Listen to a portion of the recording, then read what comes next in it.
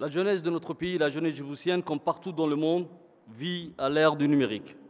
Les téléphones portables, les tablettes ou autres, les plateformes des réseaux sociaux, les contenus en ligne font désormais partie de son quotidien. L'Internet est un outil, un extraordinaire outil d'éducation, d'ouverture et de créativité, mais aussi, hélas, un vecteur de dérives dangereuses. Face à cela, je trouve que notre réponse doit être transversale, coordonnée et déterminée pour protéger notre jeunesse dans le cyberespace.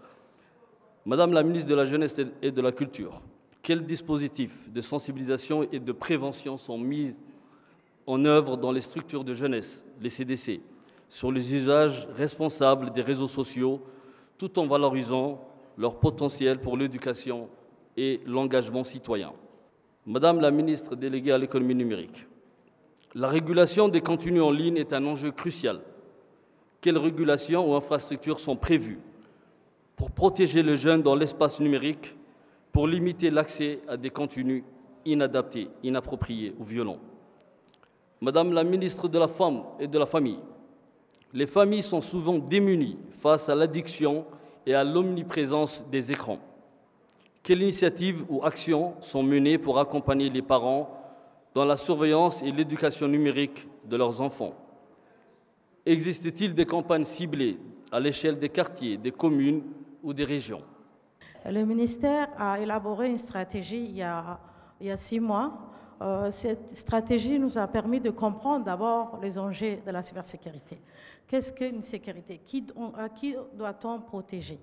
Et nous avons pu identifier un certain nombre de personnes. Il y a les enfants, les personnes à besoins spéciaux, les infrastructures critiques, l'identité numérique, parce qu'aujourd'hui nous disposons d'une plateforme pour protéger cette identité numérique. Et il y a aussi les secteurs privés.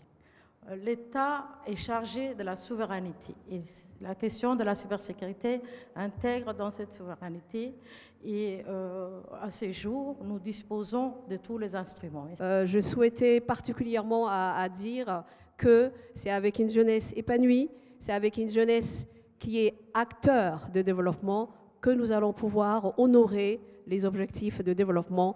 Et très souvent, ça se voit sur le terrain.